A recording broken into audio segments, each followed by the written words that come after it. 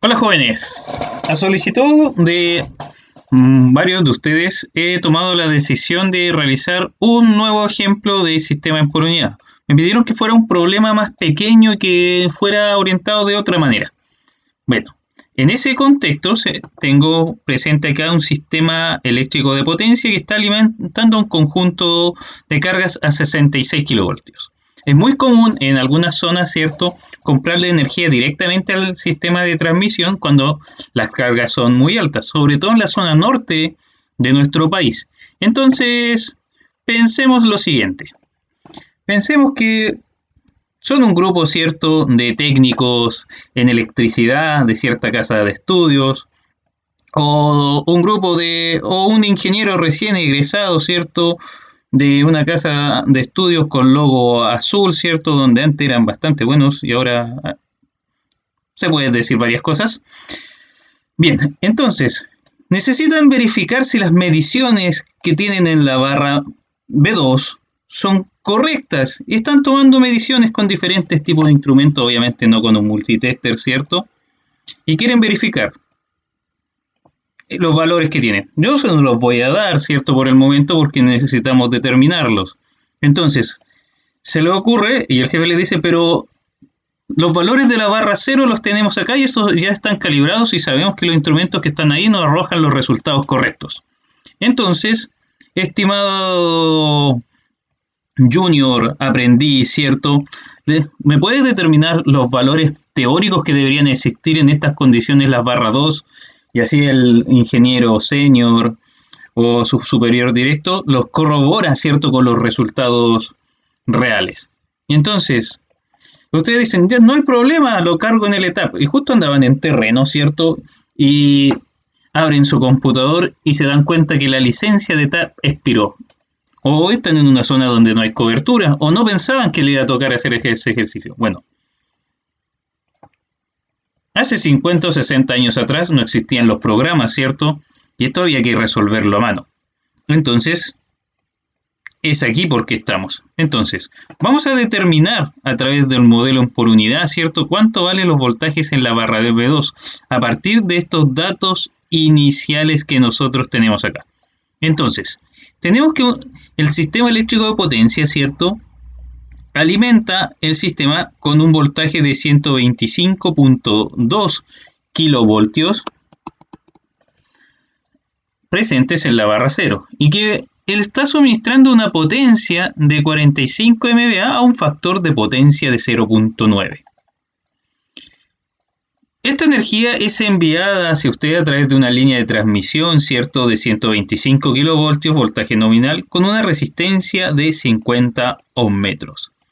Y al final tenemos un transformador, ¿cierto?, de 125 a 66 kilovoltios. Entonces, ¿estaremos llegando con voltaje nominal acá? ¿Las pérdidas serán demasiado elevadas? Bueno, eso es lo que le están solicitando determinar. Bien, entonces, cuando nosotros necesitamos establecer un modelo, ¿cierto?, por unidad, lo primero, o resolver este tipo de problema, primero es establecer las magnitudes bases. Y en algún video o en clase lo mencioné que lo ideal es ocupar múltiplos de 5 o de 10, porque es fácil dividir por ello, por tanto normalmente usamos una potencia de 100 MVA. Un voltaje base de 125 kilovoltios que corresponde al voltaje nominal del primer sector. Como tenemos un transformador, vamos a necesitar dos niveles de tensión base. Entonces vamos a proceder a calcular primero el tramo 1, que va a ser del CEP a B1. Entonces, lo primero es establecer las magnitudes bases. En el tramo 1, ¿cierto?, del CEP a T1, vamos a tener que ese base van a ser 100 MVA. Voltaje base 1, 125. ¿Qué otro valor necesitamos acá? Bueno, vamos a necesitar la corriente que va a ser suministrada por acá, ¿cierto? Por tanto, podríamos calcular una corriente base 1. Como ese base 1, ¿cierto?, dividido raíz de 3 por voltaje base 1. En este aspecto tendríamos 100 MVA dividido, ¿cierto?, raíz de 3 por 125 kilovoltios.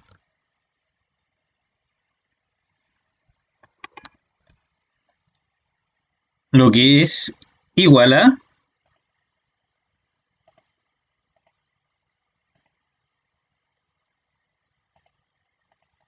100 megas, ¿cierto? Dividido raíz de 3 por 125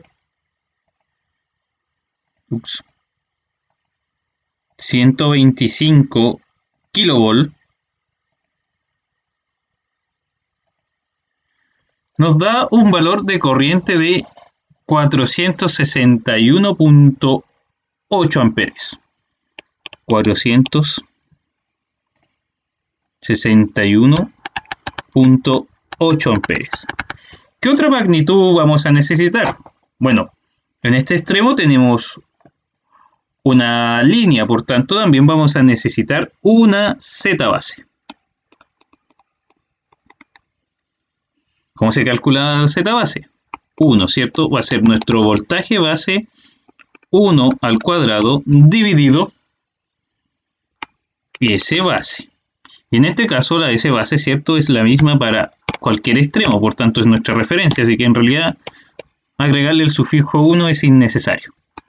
Vamos a tener entonces los 125 kilovoltios al cuadrado dividido, ¿cierto? Estos 100 MVA.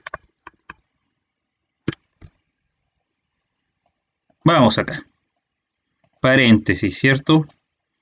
125 kilovoltios al cuadrado dividido 100 megas, ¿cierto?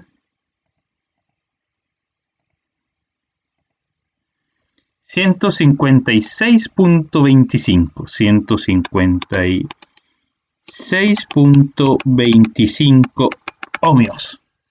Bien, esas serían las magnitudes bases del tramo 1.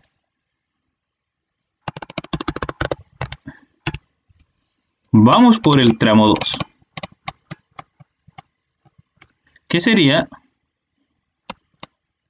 del T2, ¿cierto? O sea, T1, del T1 a la carga. Bien, bueno, como sabemos, la S base es la misma para todo, por tanto siguen siendo nuestros 100 MVA. El voltaje base 2, ¿cierto? Como en este caso el voltaje base 1 es el mismo que el transformador, en el video anterior establecieron que este valor en realidad había que calcularlo, ¿cierto? Podemos asumirlo de forma inmediata, que son los 66 kilovoltios. ¿Qué otros datos necesitamos acá? Necesitamos la corriente base porque es lo que nos estaban pidiendo, ¿cierto? Bueno, la corriente real, con la corriente base la vamos a obtener. Ahora, ¿qué valor van a ser estos? Van a ser los 100 MVA, ¿cierto? Dividido raíz de 3 por los 66 kilovoltios.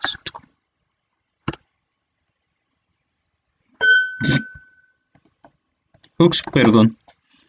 Pero no tenía nada que ocultar en el escritorio. Bien, vamos acá. Tendríamos entonces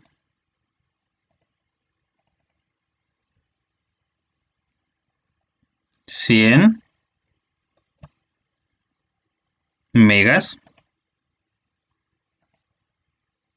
dividido raíz de 3 por 66 kilovoltios.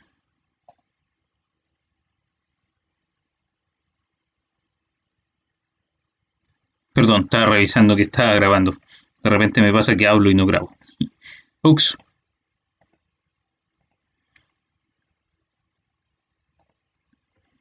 $874.77.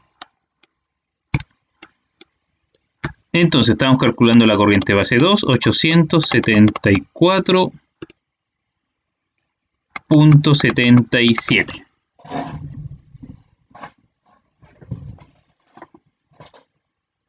Bueno, y mi hijo desde el fondo me dice, ¿cómo los vas a hacer retroceder por el video? Diles cómo se calcula el voltaje base 2. Bueno, y en realidad el voltaje base 2 no es nada más que el voltaje base 1 por el voltaje del secundario del transformador dividido el voltaje del primario del transformador, para que no tengas que volver al video anterior y responderlo. Bien, entonces, ahora que estoy en todas estas condiciones, puedo proceder a establecer un modelo por unidad, ¿cierto? Vamos a correr esta fotito hacia acá. No quiero hacer propaganda a nadie.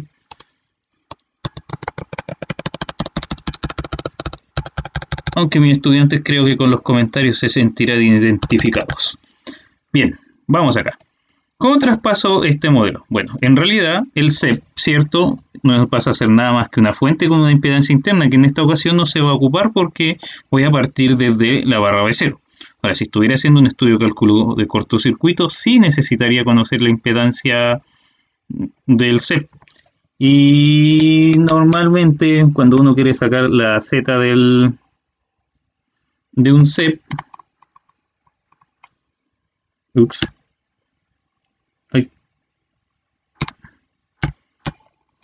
la Z de un CEP, solamente que lo mencionarlo y no quede en el tintero, es la S base dividido la S de cortocircuito. Pero en este caso no la vamos a ocupar. Solamente necesitamos el voltaje a partir de ahora. Entonces, yo en mi modelo voy a dejar esto solamente así como un CEP. Y vamos a partir desde la barra 0, ¿cierto? Vamos a pasar por la línea donde la voy a representar como una impedancia. Luego voy a tener la impedancia del transformador. Y asociado acá, ¿cierto? Voy a tener la carga.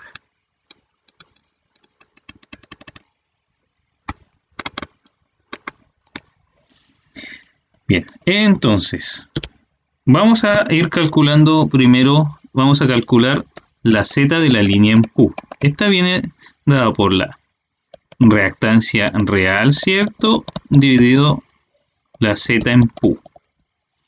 Bien, entonces, bueno, también me acuerdo que, y me recuerdan por acá, ¿cierto?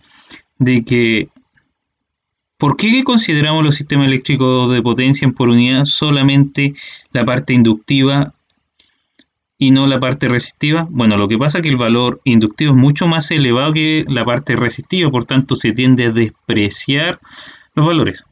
Por ejemplo, normalmente yo tendría un 1 y esto sería un J10. ¿Qué quiere decir esto? Que la parte inductiva puede ser un 10 o inclusive más veces el valor resistivo.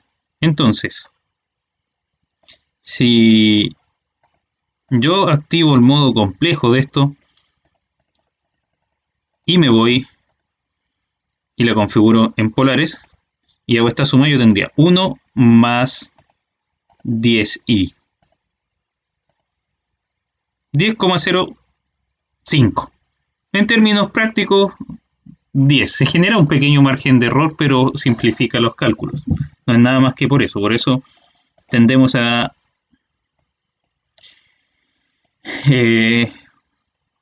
ignorar la parte resistiva.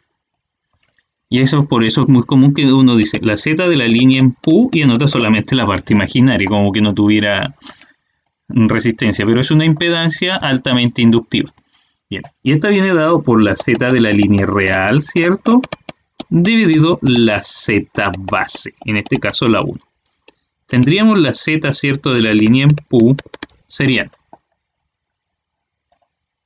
los J50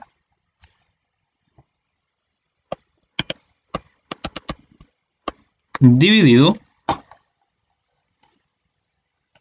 156.25, que es la Z base.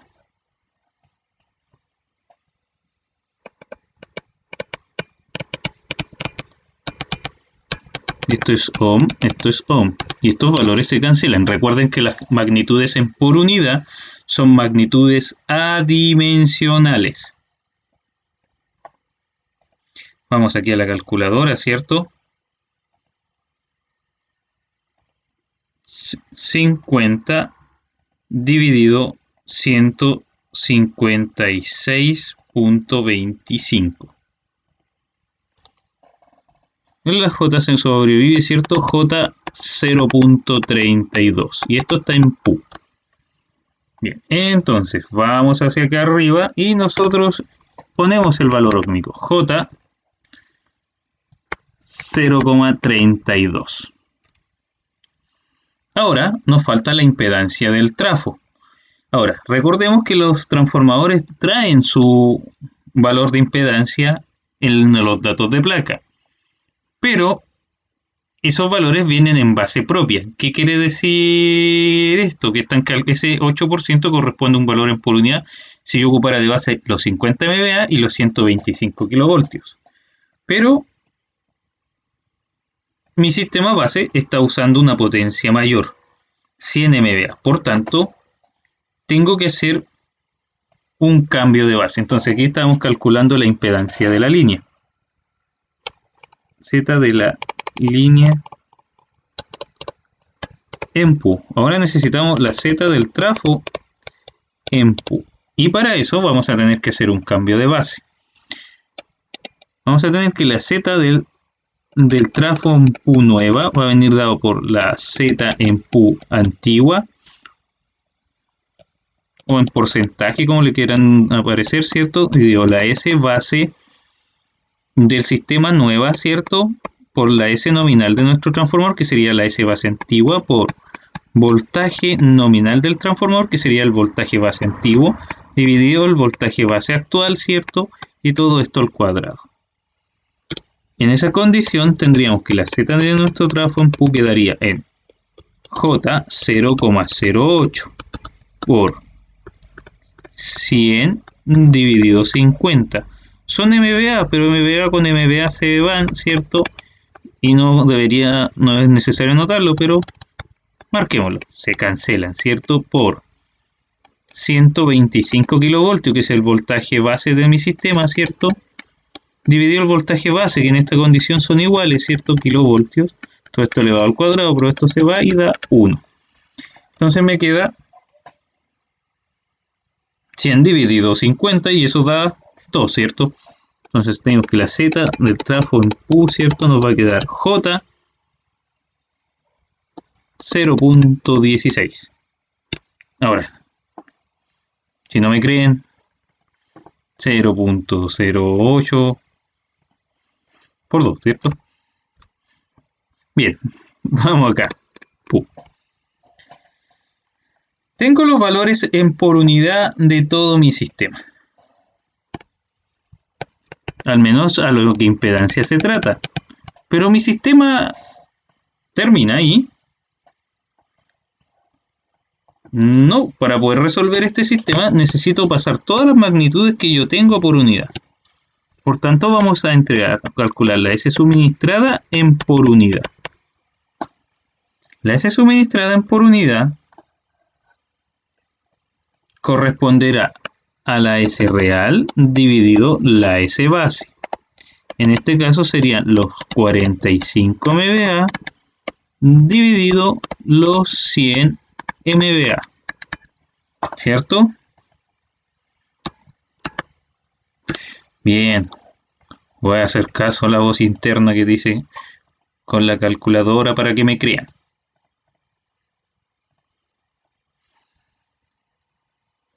0.45. Otra vez el valor en Pu. El factor de potencia se mantiene, que sigue siendo 0.9. Pero esto ayudaría, ¿cierto?, a encontrarle un ángulo, ¿cierto? Así que el ángulo de esto sería coseno a la menos 1, ¿cierto?, del factor de potencia. Entonces tendríamos coseno a la menos 1 de 0.9. La verdad que es un mal factor de potencia. Pero eran las condiciones de operación. ¿Qué más se le puede hacer? 25.84. 25.84. Entonces tenemos que finalmente, y lo vamos a hacer aquí con verde para que se note, la S suministrada en Pu son 0.45 ángulo de 25.84. Bien, ¿qué otro dato necesitamos? Voltaje, ¿cierto?, de suministro en Q. El voltaje de suministro va a venir dado por el voltaje real dividido el voltaje base. Recuerden que una cantidad por unidad no es nada más que una cantidad base real dividido una cantidad base. Este sería 1. Tendríamos, ¿cierto?, los 125.2, si no me equivoco. 125.2, ¿cierto? 125.2, ángulo de menos... ¡Oh, mi memoria! 2, ángulo de menos 1. Bueno, un 2, revisemos. Menos 1.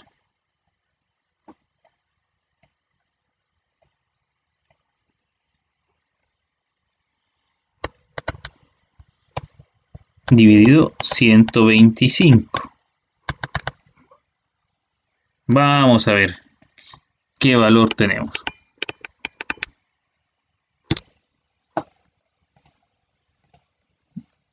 Más de 1 es casi seguro, ¿cierto? Dividido 125, ¿cierto? 1.0016, 1.0016, ángulo de menos 1. Bien, entonces, voy a rescatar este cierto circuito que está acá. Vamos a ocupar la magia, ¿cierto?, de la tecnología. Ya lo he dicho más de una ocasión, me gustaría poder hacer esto con los pizarrones normales.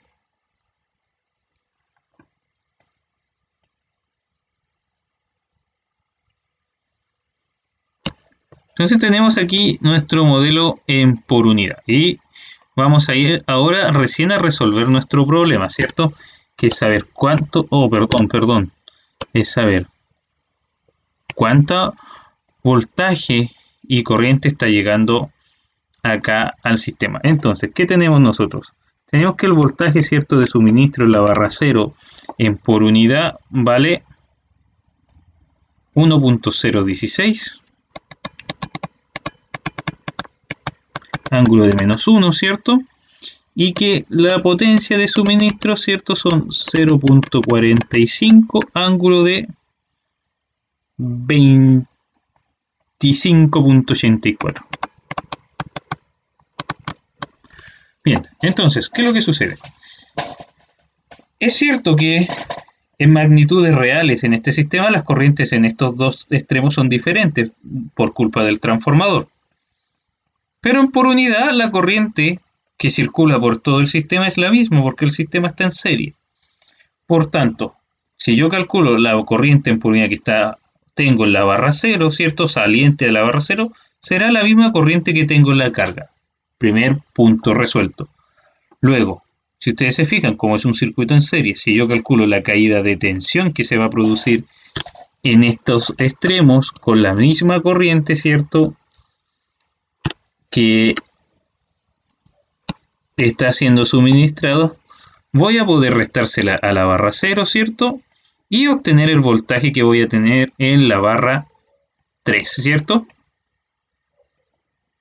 Barra 2, perdón. Barra B0, B1, barra B2. Bien, vamos con esto. Entonces, corriente, ¿cierto?, suministrada en Q no sería nada más que S dividido voltaje. Ahora, si yo quiero esto fasorial, hay que recordar que esta corriente resulta conjugada. Porque recordar, S no es nada más que B fasorial por corriente fasorial conjugada. Si yo de aquí despejo, me queda S fasorial dividido voltaje fasorial. Bien, entonces vamos a tener los 0.45 ángulo de 25.84 dividido el voltaje 1.0016 ángulo de menos 1. Vamos acá.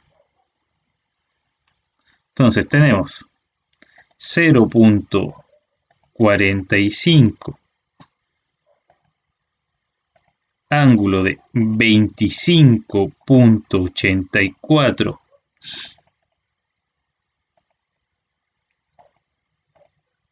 ángulo de 25.84, ¿cierto?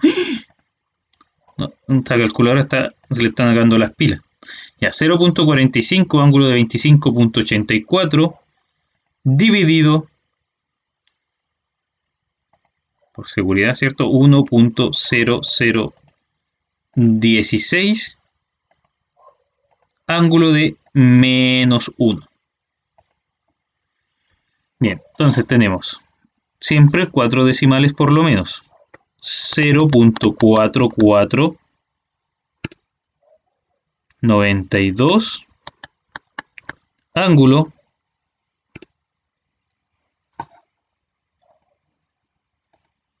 de 26,84, era como lógico, 26.84.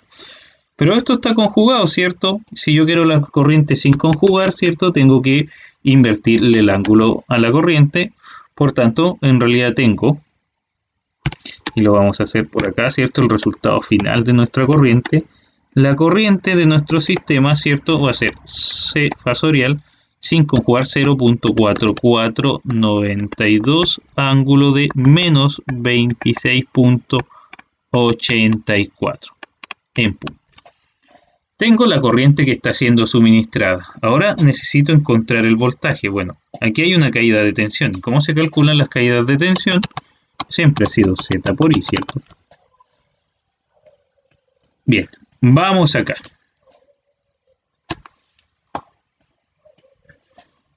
El voltaje en la barra B2 en PU va a ser igual al voltaje en la barra 0 menos nuestra caída de tensión. En ese aspecto, en nuestro caso, vamos a tener el voltaje en la barra 0, ¿cierto? Que es 1.0016 ángulo de menos 1 menos la caída de tensión, que en este caso estaría dada por estas dos impedancias, o sea, paréntesis J032 más J 0. ¿Por qué no te 12 si era 16? Bien, esos son los errores que llevan de repente a los certámenes, ¿cierto? Lo importante es darse cuenta. Por eso hay que revisar los datos. J 0.16 multiplicado por nuestra corriente, ¿cierto? Ya dijimos que las caídas de tensión era la impedancia por la corriente. ¿Y cuánto vale nuestra corriente? 0.4492 ángulo de menos 26.84. Y si de fondo se escucha mi perro, perdón, discúlpenlo. Bien, vamos con esto.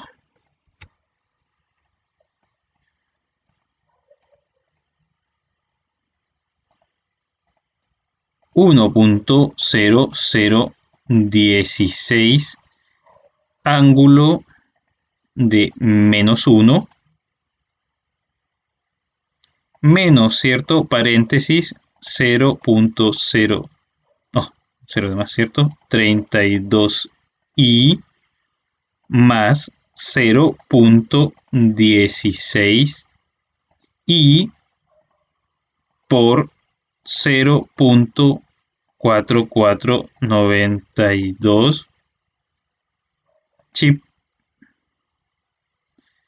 ángulo, ¿cierto? De menos 26.84.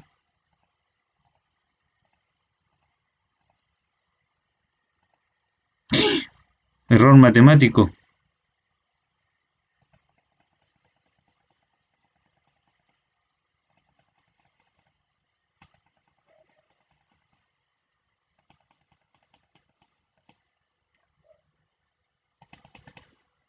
Aquí me faltó el chip del, ¿cierto? Recuerden que en un chip Dell uno puede modificar los valores inscritos. Falta agregar el valor menos, ¿cierto? Tenemos que el voltaje en la carga, ¿cierto? En por unidad sería 0.9281. 0.9281. Siempre 4 decimales por lo menos. Con un ángulo...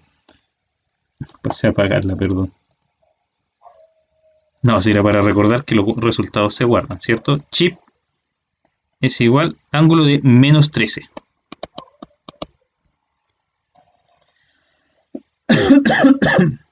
Bien, ahora tengo los valores en por unidad, pero estos valores en por unidad ¿me resuelven el problema? No. Para poder saber lo que realmente está pasando en la carga, vamos a tener que el voltaje real en la barra 2 sería el voltaje en Pu por voltaje base. Entonces tendríamos el primer valor 0.9281. 0.9281 con un ángulo de 13, de menos 13, multiplicado, ¿cierto?, por el voltaje base, que van a ser los 66.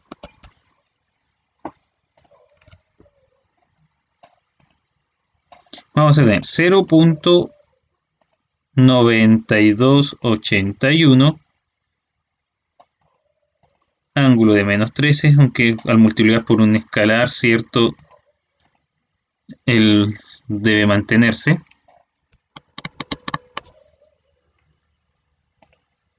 El ángulo sí que no influye en mucho. Tenemos que el voltaje son 61.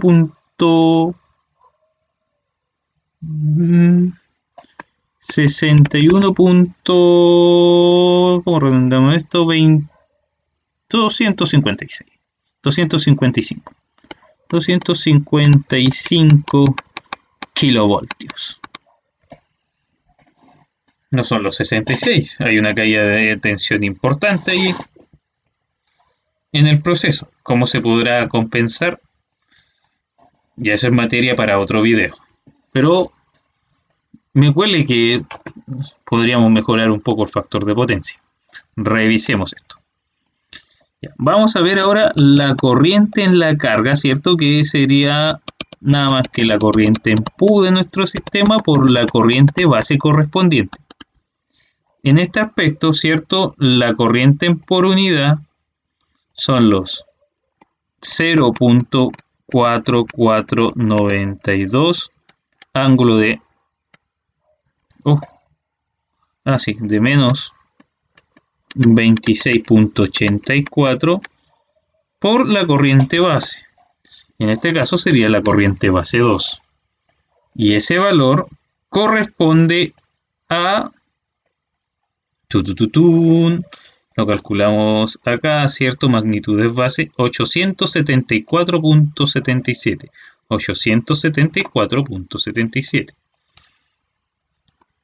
874.77. Lo que nos arroja que la corriente que está llegando a la carga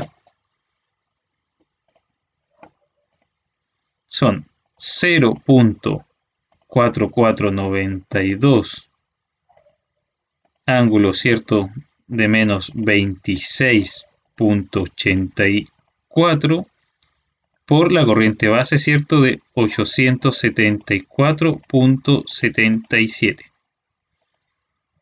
392.94 amperes.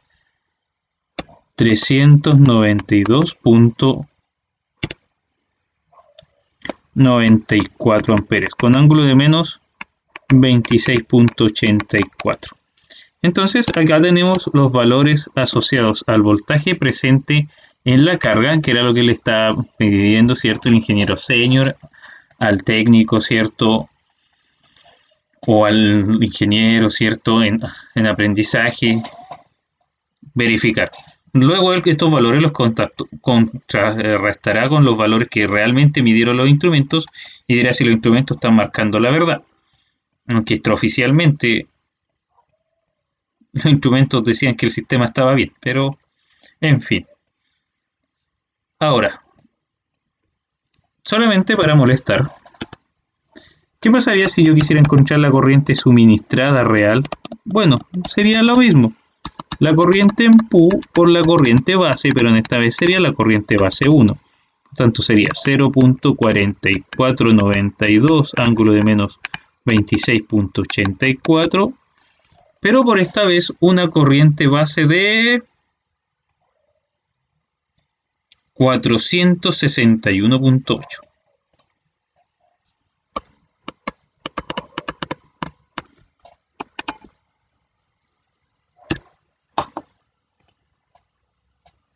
0.4492. Vamos a notar el ángulo, sabemos que se mantiene, ¿cierto? Por 461.8. 207.44. 207.44, ángulo de menos 26.84 amperes. Esto es importante ahora anotar la unidad de medida porque estamos en el mundo real. Entonces, si ustedes se fijan, si no hubiésemos pasado un modelo por unidad, es imposible comparar lo que está pasando en el CEP con lo que está pasando en la carga, porque las magnitudes de corriente son diferentes. De hecho, también si lo quisiéramos podríamos verificar cuánta potencia está llegando a la carga, porque la S de la carga tenemos dos opciones: calcularla como voltaje en Q en la carga, ¿cierto? Por corriente en Q en la carga, o directamente en el mundo real como raíz de 3, voltaje, ¿cierto? De línea, ¿cierto? Fasorial por la corriente de línea fasorial. Pero esto se los dejo de tarea, verifíquenlo y comprueben el factor de potencia que hay en este sistema. Bien, jóvenes, esto sería, ¿cierto?, un ejercicio número 2. No lo que quiero agregar más cosas para que solamente se concentren en cómo pasar el modelo a por unidad y calcular la relación de voltajes entre un punto y otro. Ya más adelante realizaré un video explicando cómo determinar el flujo de potencia para sistemas en redes en anillo, sin tener la necesidad de estar conociendo los voltajes para no tener que estar iterando a través de Newton-Raphson. Pero eso más adelante. Sin más que decir, los dejo. Ya averiguaré cómo dejar en YouTube también estos pantallazos de la pizarra para que los puedan revisar, dado que mis alumnos pueden acceder a ellos a través de la plataforma, pero sé que ahora hay gente que me sigue que no son directamente mis alumnos, así que ya verificaré cómo poder dejar estos archivos. Bueno, así que me despido, que tengan buen día y sobre todo estudien, es la única forma de poder comprender y aprobar.